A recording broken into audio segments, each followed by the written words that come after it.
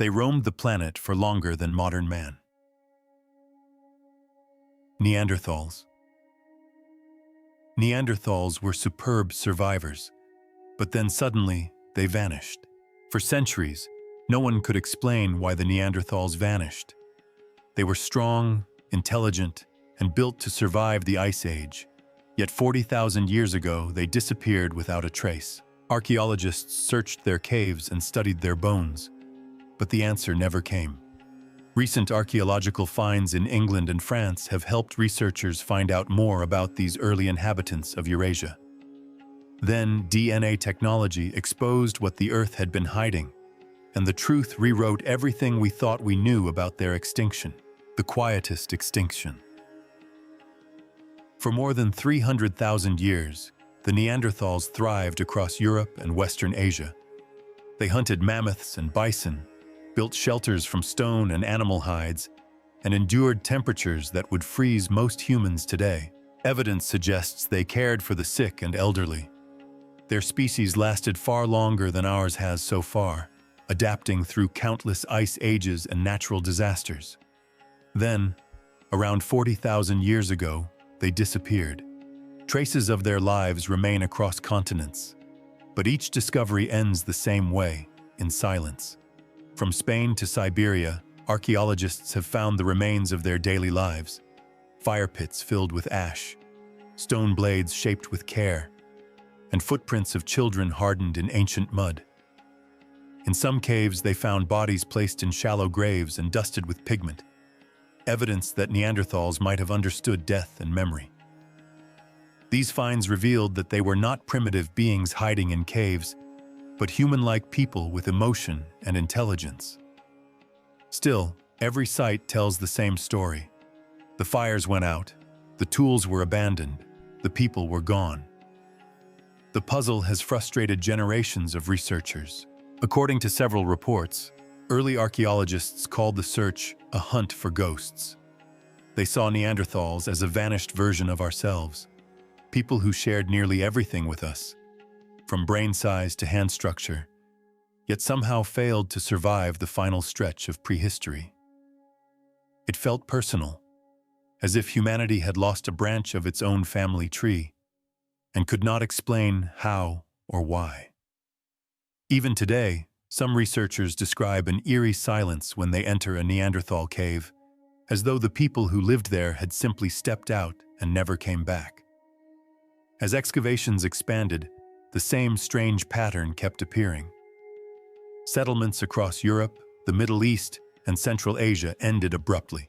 There was no single disaster, no signs of war or mass death. Instead, their presence faded gradually from the record. Archaeologists began calling it the quietest extinction on Earth. The mystery soon moved beyond bones and artifacts. It became a deeper question about endurance itself. How could a species so strong and adaptive disappear so completely? The evidence in the ground ended without explaining the cause. With no clear answers, scientists had to rely on reasoning and guesswork. They started forming theories based on the few traces they had, trying to make sense of the silence the bones had left behind. The theories that lied. When the first Neanderthal bones were unearthed in the mid-1800s, they threw the scientific world into chaos. The skulls looked human, but heavier. The limbs shorter and the bones thicker. Some scholars called them brutish savages, while others saw them as evidence of a forgotten race wiped from existence. With no technology to analyze what they had found, people did what humans often do when faced with the unknown. They guessed. Every field, from science to religion, tried to fill the silence left by the fossils with its own story. The first and most common theory blamed nature. Many scientists argued that the Ice Age was simply too harsh for Neanderthals to survive. They imagined freezing winds, moving glaciers, and empty hunting grounds wiping them out. It sounded convincing, and for decades textbooks described them as victims of a world that had become too cold to live in. But later research began to challenge that idea. Excavations showed that Neanderthals had survived even colder periods before. Inside their caves, scientists found clear evidence of fire pits, burned animal bones, and tools used for butchering meat. These discoveries proved that they could hunt, make fire, and endure long winters. The cold alone could not have destroyed them. By the late 19th century, a more violent story took hold. Some researchers began to argue that early modern humans, Homo sapiens, had exterminated the Neanderthals. It was an idea that mirrored the mindset of the era, a tale of superiority and conquest that echoed the colonial worldview. The advanced species had supposedly destroyed the primitive one. It made sense to the public, but the evidence refused to cooperate. Excavations revealed no mass graves, no battle wounds, and no signs of widespread violence. In some regions, the two species even seem to have lived side by side for generations. The extermination theory faded, but not before shaping public imagination for nearly a century. Religion and folklore also entered the debate. Some church historians in Europe claimed that the Neanderthals were an early branch of humanity wiped away by the biblical flood. Others speculated that they were descendants of Cain, cursed and destroyed for defying divine law. In Spain, local legends spoke of the children of the mist, ancient giants who were buried alive by angry gods after stealing fire from the heavens. In the Caucasus Mountains, villagers told stories about wild, hairy people who lived in caves and vanished after offending the forest spirits. Later, ethnographic reports suggested that these myths might have been folk memories of real encounters with Neanderthals thousands of years earlier. The 20th century brought a more academic form of speculation. Anthropologists proposed that Neanderthals had failed because they were less intelligent or less social than humans. Some claimed they could not speak, while others said they lacked the creativity or adaptability to form large groups. But every time a new site was excavated, these assumptions fell apart. Researchers discovered pigments, carvings, and jewelry. These findings proved that Neanderthals were capable of language, art, and planning, qualities once thought unique to us. By the 1970s, the list of explanations had grown long, but none truly fit. Climate, war, divine punishment, and inferiority, every idea solved one piece of the puzzle and left another untouched. Their disappearance had been too widespread, too synchronized, and too clean to fit any single story. Frustration grew among scientists who had run out of answers. The bones had revealed how Neanderthals lived, but not why they were gone. After a century of speculation, one realization began to take hold. Guesswork had reached its limit. The truth would not come from myths, opinions, or comparisons. It was buried deeper than any excavation could reach, hidden within the fossils themselves, waiting for a kind of evidence that no one in the 19th or early 20th century could yet imagine. The bones that wouldn't speak. For more than a century, Neanderthal bones sat inside museum drawers neatly.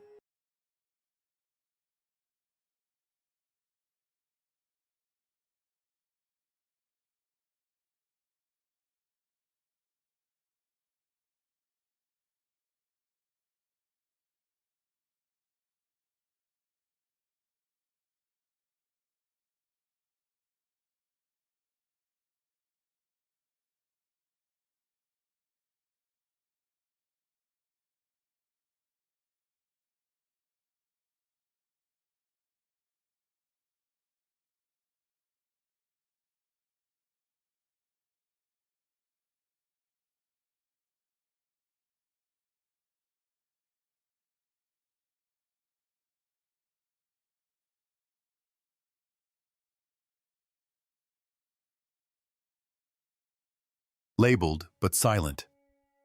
Researchers had mapped their skulls, measured their tools, and even reconstructed their faces. Yet all those efforts led to the same conclusion. The biggest secrets were locked inside the bones themselves.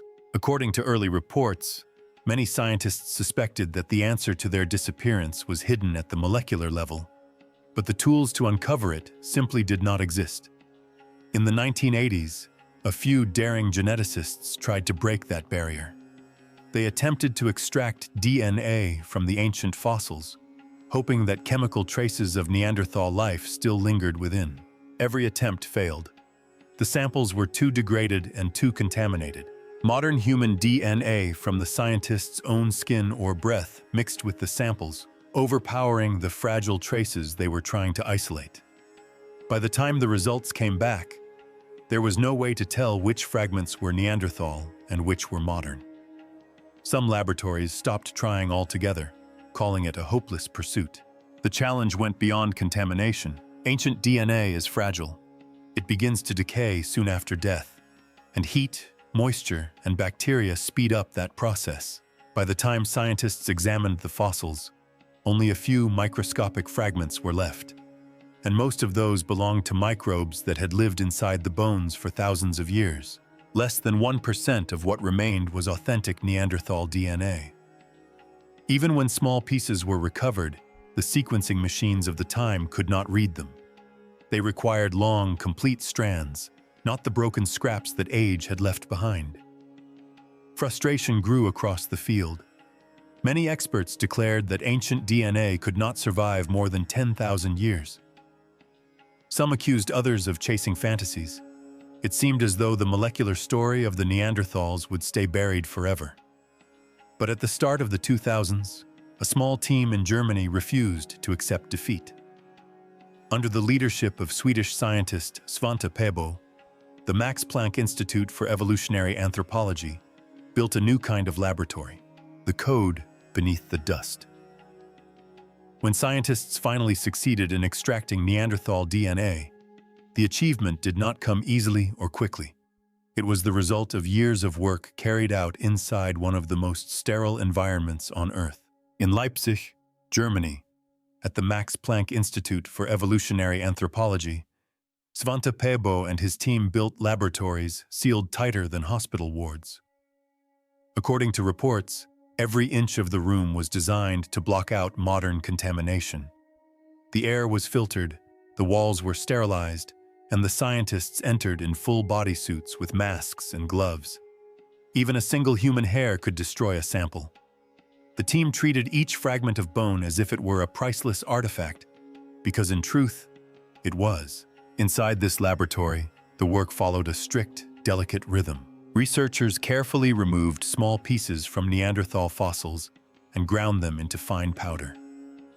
That powder was then mixed with enzymes that dissolved the minerals, releasing whatever traces of genetic material still survived inside. Every step had to be done with extreme caution. The goal was to isolate the few remaining strands of authentic Neanderthal DNA from the layers of bacterial and fungal DNA that had built up over thousands of years. Once the samples were purified, they were fed into high-throughput sequencing machines. These devices could read billions of short DNA fragments and convert them into digital data. Each fragment contained only a few letters of genetic code, but when combined, they formed a massive puzzle that had to be solved on a computer. At first, the raw files looked like complete disorder, millions of random sequences without any clear pattern. The challenge was not just collecting the data, but rebuilding the original genome from those broken pieces. To do this, scientists used advanced genome reconstruction software similar to programs like MegaHit and BWA-MEM, specially designed for ancient DNA analysis. These systems compared every fragment against reference genomes and looked for overlapping sequences, aligning them into their correct order. Unlike older tools that required long, clean strands of DNA, this new software could process billions of short, damaged fragments at once and identify where each piece belonged. It worked like a digital archaeologist, piecing together a shredded book that had been buried for 40,000 years. According to members of the research team, the first time the data began to form recognizable patterns, the laboratory fell completely silent. They were seeing something no human had ever seen before, a readable sequence of Neanderthal DNA. It was proof that genetic material could survive for tens of thousands of years if preserved in the right conditions. Over the next few months, the team refined the data, rechecked every letter, and compared it to modern human genomes. Then, in 2010, the moment arrived. On a glowing computer screen, the first full Neanderthal genome appeared, a complete map of their genetic code written across billions of molecular letters. It was one of the greatest breakthroughs in the history of science. For the first time, humanity could read the biological record of another human species. When the data was compared to modern humans, researchers discovered traces of Neanderthal DNA inside living people. Nearly everyone outside Africa carried a small percentage of Neanderthal genes. It meant that somewhere in prehistory, humans and Neanderthals had met and reproduced. The discovery erased the old idea that one species had simply replaced the other. Instead, it proved that part of them had survived within us. The breakthrough changed the field. Scientists could finally read authentic Neanderthal DNA with precision and compare it to ours at scale. With the data cleaned and aligned, they began assembling the first complete picture from the fragments. And when they started piecing those pieces together, patterns emerged. Families in the stone. Once the genome data was complete, a new kind of information began to appear. Not just about survival, but about relationships. From several caves where the bones were well preserved, scientists were able to compare DNA and identify which individuals were related to one another. They could tell who was part of the same family, who had come from a different region, and how people moved between small groups. This genetic map allowed them to estimate how many Neanderthals typically lived together and how their communities were formed. The clearest and most detailed results came from the Altai Mountains of Siberia, one of the coldest and most remote regions ever inhabited by Neanderthals. At a cave known as Chagirskaya, researchers sequenced DNA from several bones buried close to one another. What they found was extraordinary. The genetic data revealed an entire family group, a father, his teenage daughter, and their close relatives, uncles, cousins, and possibly even grandparents, all living together in one camp. It was the first time in human history that scientists could see the family structure of an extinct species written directly in its DNA. According to the research team, the findings confirmed that Neanderthals did not live as scattered loners, but as tight-knit communities bound by kinship. The study went further. Female DNA showed that women often came from different regions, suggesting that they moved between groups as part of mating exchanges. Males, on the other hand, tended to remain in their home territories for life. This pattern of mobility hinted at a social order designed to avoid inbreeding and maintain cooperation between neighboring camps. Population reconstructions based on the data indicated that a typical group rarely exceeded 50 individuals. Life was communal, but small. Everyone likely knew everyone else, and survival depended on unity. Archaeological evidence supported this picture. Some burials contained ochre pigments and simple ornaments, which hinted at shared rituals and symbolic thought. These were not the mindless brutes once portrayed in old textbooks. They cared for their sick, buried their dead with care, and possibly believed in something beyond life. According to several reports, analysis of their teeth and bones revealed a diet that changed with the seasons, showing planning and cooperation in food gathering. The presence of young and elderly individuals in the same layers suggested that families stayed together until the end. This new understanding transformed the image of Neanderthals completely. They were no longer seen as primitive outcasts of evolution, but as social beings, humans with families, emotions, and culture. But behind that warmth, something darker was already at work. The DNA that revealed their compassion also carried traces of what would end them, secret hidden in their DNA. When the first complete Neanderthal genome appeared on laboratory screens, scientists expected answers about their biology, not their death. But as the data unfolded, it revealed something far heavier. The mystery of why Neanderthals vanished was not written in battle scars or burned villages. It was written in their DNA. The sequencing exposed something shocking. When scientists read the final Neanderthal genomes, they found long repeated sections of identical DNA. In genetics, that is a clear warning sign. It meant that the same genes were being copied over and over again, proof that close relatives had been having children with one another for generations. The population had become too small for variation to survive. In the past, Neanderthals had lived in large connected networks that stretched across thousands of miles, but toward the end, those connections collapsed. The species broke apart into small, isolated families, sometimes no more than 20 or 30 individuals living in caves separated by vast distances. With each generation, their gene pool shrank. Children inherited the same limited DNA again and again. Over time, that made them more vulnerable to illness, birth defects, and environmental change. The species was still breathing, but genetically, it was running out of air. That fragility showed up everywhere the genomes were tested. In the Altai Mountains, in Spain, and across Western Asia, the pattern was the same. Neanderthal DNA from each site looked almost identical, as if the entire species had narrowed to a single thread. Geneticists from the Max Planck Institute described it as a collapse written in code. The Neanderthals were not wiped out by one event. They were slowly eroding from within. As the data grew, the story deepened. Between roughly 60,000 and 45,000 years ago, early humans began to move into Neanderthal territories. They met not as conquerors, but as neighbors. The DNA proved that they lived together and even formed families. For years, archaeologists had debated whether contact meant conflict. The genomes gave the first clear answer. It meant intimacy, but that intimacy carried a cost. Modern humans had larger populations and wider networks, spreading across continents. Each contact between them and the smaller Neanderthal bands brought a flood of new genes into the human line, but almost none in return. The genetic exchange was one-sided. Humans absorbed fragments of Neanderthal DNA, yet the Neanderthals received almost nothing back. Without new genes to strengthen their diversity, their numbers stayed fragile while humans expanded. That imbalance was enough to tilt the future.